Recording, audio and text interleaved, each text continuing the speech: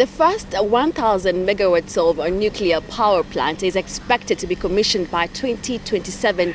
But the big question is, does Kenya really need nuclear power energy? And to speak on that matter, we are joined by Engineer Collins Juma, who is the acting CEO of Kenya Nuclear Electricity Board, to tell us more on whether Kenya really needs nuclear energy. For us to be a middle-income economy, we need 25,000 plus megawatts.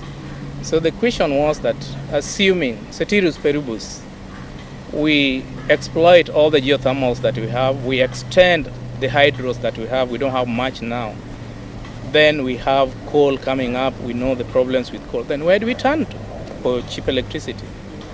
Then the idea of nuclear came to the table. Is Kenya ready to take such kind of a step? Nuclear lead time takes around 15 years minimum for the preparatory work. When the government made this decision, Kenya approached the International Atomic Energy Agency, of where we are a member state. The body which was formed by the UN to guide countries that want to apply peaceful uses of nuclear energy, gives guidelines on the preparatory work that you need to do for you to be ready to commission the first power plant. And there are 19 plus infrastructure issues that you have to consider. And we hope that by 2027, we shall have covered all these milestones and we are ready. Countries like Germany are phasing out nuclear power plants, yet Kenya is introducing nuclear power plants. How is that viable, or how is that going to work? Germany, I believe they have their own reasons why they want to pull out of their nuclear power plants. In any case, their plants were ready, they were going to decommission them anyway. Germany is interconnected in Europe, the European power pool. So Germany is not saying that they want to stop using nuclear. What they are saying is that we want to decommission our plant and then import nuclear from France, which is using 76%. Has Kenya found a suitable location to put up the nuclear plants? Site analysis can take a period of between 3 to 4 years. So we've just done the initial, what we call exclusion criteria of the areas that we want to exclude, like maybe the Rift Valley. Then we have areas along Lake Victoria and along the River Tana and along the coast that we will be able to consider. Then we can do what we call the detailed site analysis so that we can pinpoint this is the suitable location, but we've not reached that stage yet. What measures have been put in place to mitigate against occurrences that are caused by nuclear?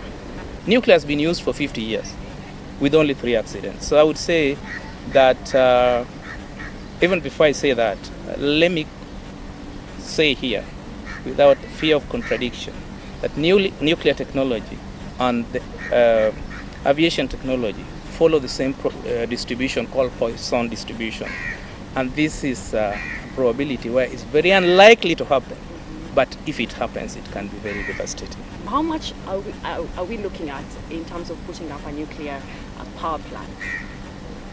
Well, the figures would range depending on where you're putting it, because the one that has just been put up in the United Arab Emirates is around 4 billion USD. But I'm not saying that if we do it here, it might be 4, it might be 5, it might be 3. It depends now on the location. But generally, the figures range between 4 to 6, maybe maximum 7 billion USD for a typical 1,000 megawatt plant. Kenya has signed a memorandum of understanding with countries such as China and Russia and also Slovakia. What do these MOUs mean to Kenya? The memorandums that we've signed are basically for capacity building. And capacity building MOUs, we can use them across the board. It doesn't mean that we've pinpointed that now China is the one to supply the technology or Russia to supply the technology.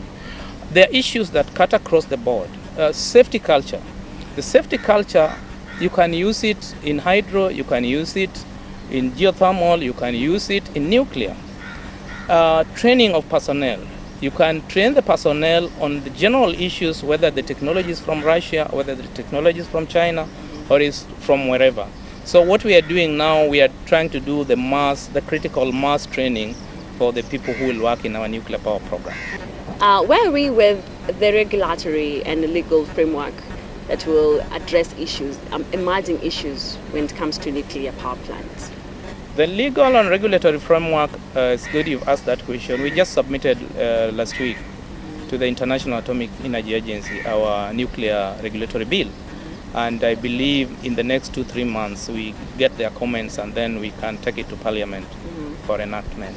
Well, we've been speaking to Engineer Collins Juma, who is the acting CEO of Kenya Nuclear Electricity Board. And as you heard, Kenya is ready to go the nuclear way. My name is Caroline Jenga, and you are watching Business Insights.